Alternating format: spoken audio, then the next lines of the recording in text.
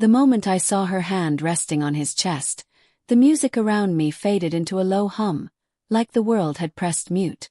It wasn't the kind of accidental touch you brush off in a crowded room. No, her fingers lingered, familiar, intimate. She leaned in, whispered something into his ear, and he laughed in a way I hadn't heard her make anyone laugh in years. And then I realized the cruelest part. She still looked beautiful doing it. For a second I just stood there, holding a half-empty glass of whiskey, my reflection caught in its amber swirl. My heart thudded, not in surprise, because deep down I think I had known something was off for months, but in the sharp confirmation of seeing it with my own eyes. My wife, Anna, was with another man. At a party. In plain sight. I didn't storm over. I didn't scream. I didn't make a scene. Instead I did something that shocked even me. I stayed silent.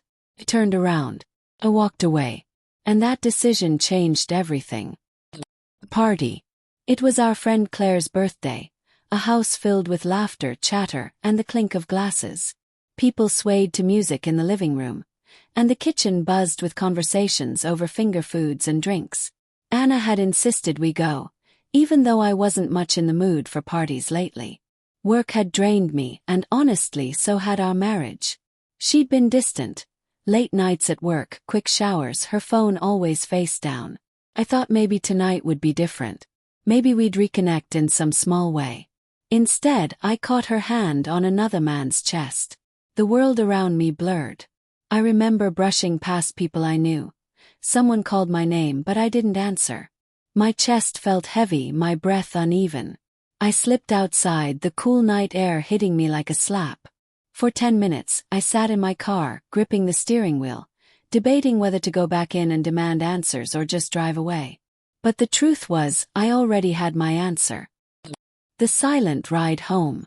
I didn't leave her there. As much as I wanted to, as much as my pride screamed at me, I couldn't. Around midnight she texted me. "Hey, where are you? Ready to go soon." I stared at the message, debating.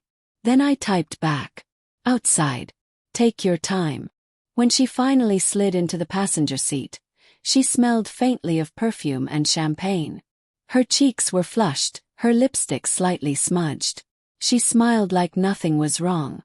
"Sorry, that ran later than I thought," she said. I didn't respond. I just put the car in drive. She glanced at me, her smile fading. "You okay?" Kept my eyes on the road. My silence was its own kind of answer. The 20-minute drive home was the longest of my life. Every second I fought the urge to explode, to tell her I knew, to ask her why. But instead, I clenched my jaw and drove through the empty streets, headlights carving a lonely path ahead. By the time we pulled into the driveway, she looked uneasy, biting her lip like she was the one hiding something. We didn't say goodnight. We just went upstairs, changed in silence, and lay in the same bed. Her back to me, my eyes wide open in the dark. The morning after.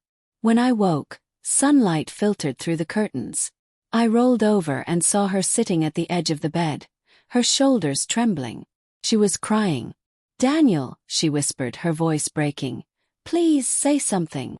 I stayed still, my chest rising and falling, as if silence could protect me from the avalanche of words that wanted to come out. She turned, her eyes red and swollen. "You know, don't you?" I said nothing. Her face crumpled, tears streaming down. I didn't mean for you to find out like that." The anger finally stirred in me, slow but burning. "Like that?" My voice was hoarse, foreign. "You mean at a party full of our friends? With his hands on you like I wasn't even in the room?" Her sobs grew harder. "It wasn't what it looked like." I laughed bitterly. "Do you even hear yourself? That line. Really?" She pressed her palms against her face, shaking her head. "It just happened. I don't even know how it got this far. He listens to me, he makes me feel like." "Don't you dare," I cut her off, sitting up, my hands trembling. "Don't you dare try to tell me this is about what he gives you. What about what you took from me?" Her breathing hitched, her tears falling onto her lap. For once, she had no words. The cracks before the break. The truth was, we hadn't been happy for a while. I'd noticed her drifting, noticed the late nights and the excuses. I asked gently at first, then with frustration. She always denied it. Always said I was overthinking. I wanted to believe her. God, I wanted to so badly.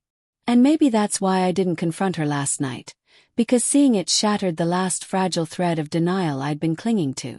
Now, in the harsh morning light, there was no escaping it. The conversation. How long? I asked finally, my voice low, almost calm. She flinched, twisting her hands. A few months. The words cut deeper than any scream could have. Few months. That meant holidays, dinners, quiet nights at home. All while she was slipping away to someone else. Do you love him? The question slipped out before I could stop it. She hesitated. Too long. Then shook her head. No, it's not love. I don't know what it is. Distraction. A mistake. A mistake doesn't last for months, I snapped. A mistake doesn't make you forget who you promised to love. Her tears kept falling, and for the first time I realized she was terrified. Not of losing him, but of losing me. I don't want to lose you, Daniel, she whispered. Please. I'll end it. I'll do whatever it takes. Just don't walk away from me. And here was the cruelest part. Even as broken as I was, some part of me still wanted to believe her. The silence that spoke. I didn't give her an answer right away. I got up, showered, dressed, and made coffee. Every move was mechanical, like if I stayed busy enough, the world wouldn't feel like it was collapsing. She followed me downstairs, hovering like a shadow. Say something, she begged again. But silence was all I had left. Words felt too small for the storm inside me. By the time I left the house that morning, she was still crying at the kitchen table, her head in her hands. The weight of choice. The thing about betrayal is, it doesn't just break you. It makes you question everything. Every memory. Every laugh. Every kiss. Was it all real, or just a cover for the lies?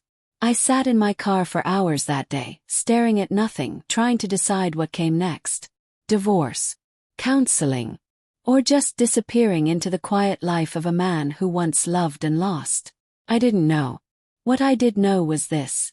Silence had spoken louder than any confrontation. By walking away at that party, by refusing to explode, I had forced her to face herself.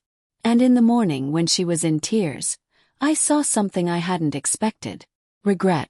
Not just regret of being caught, but regret of breaking something she didn't realize mattered until it was slipping from her hands. We didn't decide that day.